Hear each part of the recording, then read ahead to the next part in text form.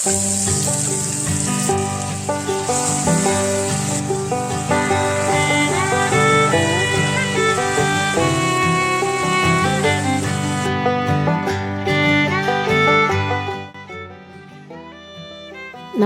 ಎಲ್ಲರಿಗೂ, welcome back to our channel. ಇವತ್ತು morning breakfast recipe super ಆಗಿರುವಂಥ ವೆರಿ ಟೇಸ್ಟಿಯಾಗಿರುವಂಥ ವೆಜಿಟೇಬಲ್ ಬಿರಿಯಾನಿನ ಯಾವ ರೀತಿ ಮಾಡೋದು ಅಂತ ಹೇಳಿ ಇವತ್ತಿನ ಈ ವಿಡಿಯೋದಲ್ಲಿ ನೋಡೋಣ. So let start to vegetable biryani.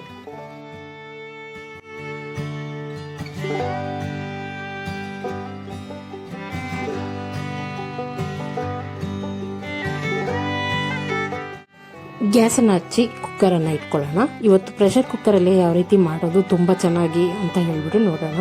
Cooker ಬಿಸಿ ಆದಮೇಲೆ ಇದಕ್ಕೆ ನಾವು ಒಂದು 4 ರಿಂದ 5 ಟೇಬಲ್ ಸ್ಪೂನ್ ಅಷ್ಟು ಎಣ್ಣೆನ ಹಾಕ್ಕೊಳ್ಳೋಣ.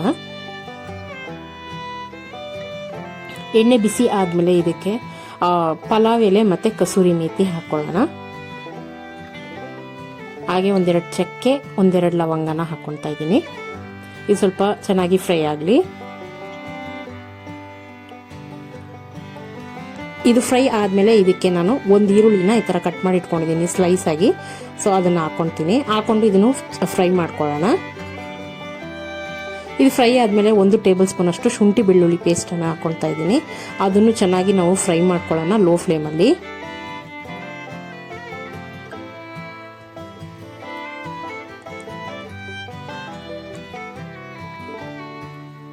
ಓಕೆ, ಇದು ಫ್ರೈ ಆದಮೇಲೆ ಇದಕ್ಕೆ ನಾವು ಒಂದು ಚಿಕ್ಕ ಟೊಮೊಟೊನ ಹಾಕ್ಕೊತಾ ಇದ್ದೀನಿ.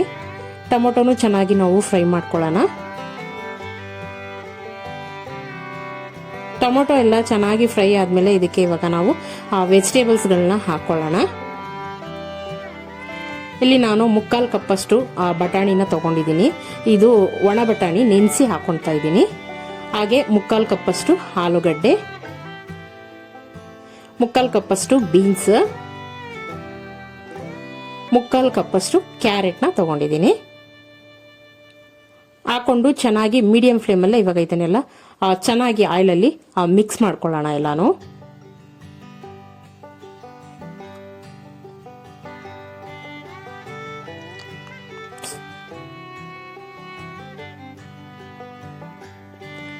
ಓಕೆ, ಇದು ಫ್ರೈ ಆಗ್ತಾ ಇರುವಾಗಲೇ ಇದಕ್ಕೊಂದು ಮಸಾಲೆನ ರೆಡಿ ಮಾಡ್ಕೊಳ್ಳೋಣ.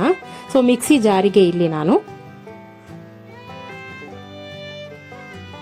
1/4 ಕಪ್ಪಷ್ಟು ತೆಂಗಿನಕಾಯಿನ ತಗೊಳ್ತಾ ಇದ್ದೀನಿ, ಹಸಿ ತೆಂಗಿನಕಾಯಿ.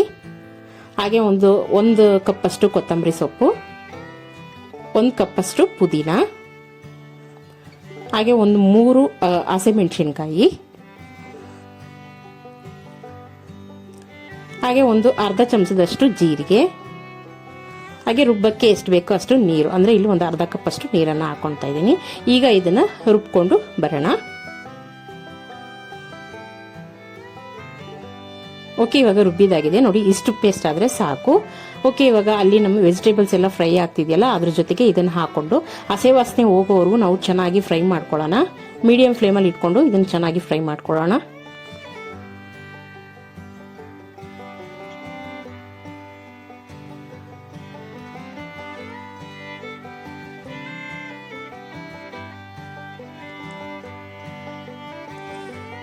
ಇದೆಲ್ಲ ಫ್ರೈ ಆದಮೇಲೆ ಇದಕ್ಕೆ ಇವಾಗ ನಾನು 1 ಟೇಬಲ್ ಸ್ಪೂನ್ ಅಷ್ಟು ಧನಿಯಾ ಪುಡಿ, 1 ಟೇಬಲ್ ಸ್ಪೂನ್ ಅಷ್ಟು ಗರಂ ಮಸಾಲ,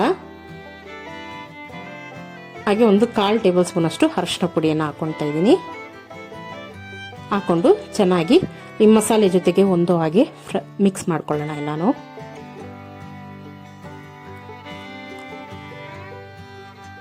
ರುಚಿಗೆ ತಕ್ಕಷ್ಟು ಉಪ್ಪನ್ನು ಹಾಕ್ಕೊಳ್ತಾ ಇದ್ದೀನಿ ಇಲ್ಲಿ ನಾನು. ಉಪ್ಪು ಹಾಕೊಂಡು ಒಂದ್ಸತಿ ಮಿಕ್ಸ್ ಮಾಡ್ಕೊಳ್ಳೋಣ.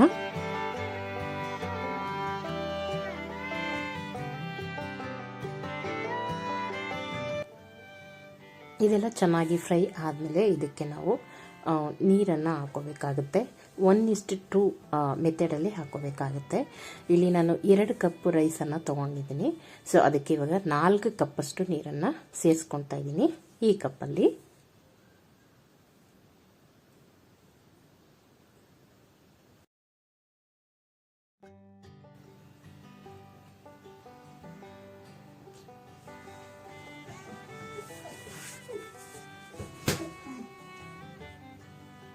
ನೀರೆಲ್ಲ ಹಾಕಿದ್ಮೇಲೆ ಒಂದು ಸತಿ ಮಿಕ್ಸ್ ಮಾಡ್ಕೊಳ್ಳೋಣ.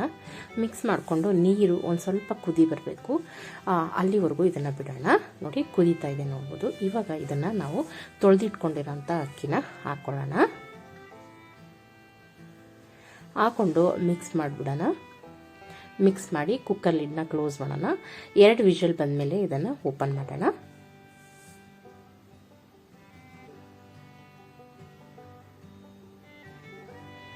ಓಕೆ, ಏರ್ ಪ್ರೆಷರ್ ಎಲ್ಲ ರಿಲೀಸ್ ಆಗಿದೆ. ಓಪನ್ ಮಾಡೋಣ. ನೋಡಿ ಬಿರಿಯಾನಿ ರೆಡಿ ಆಯಿತು. ನೋಡಿ ಕರೆಕ್ಟಾಗಿದೆ, ಅಂದರೆ ಜಾಸ್ತಿ ನೀರಿಲ್ದಿರ, ಜಾಸ್ತಿ ಮುದ್ದೆ ಹಾಕ್ದಿರ, ರೈಸು ಉದ್ರುದ್ರಾಗಿ ಸೂಪರಾಗಿ ಕರೆಕ್ಟಾಗಿ ಬಂದಿದೆ. ಮಸಾಲೆ ಎಲ್ಲನೂ ಒಂದೇ ಕಡೆ ಇಲ್ದಿರ ಎಲ್ಲ ರೈಸ್ಗೂ ಸ್ಪ್ರೆಡ್ ಆಗಿರೋ ಥರ ಇದೆ, ನೋಡ್ತಾ ಇದ್ದೀರಲ್ಲ. ಈಗ ಇದನ್ನು ನಾವು ಸರ್ವ್ ಮಾಡ್ಕೊಳ್ಳೋಣ.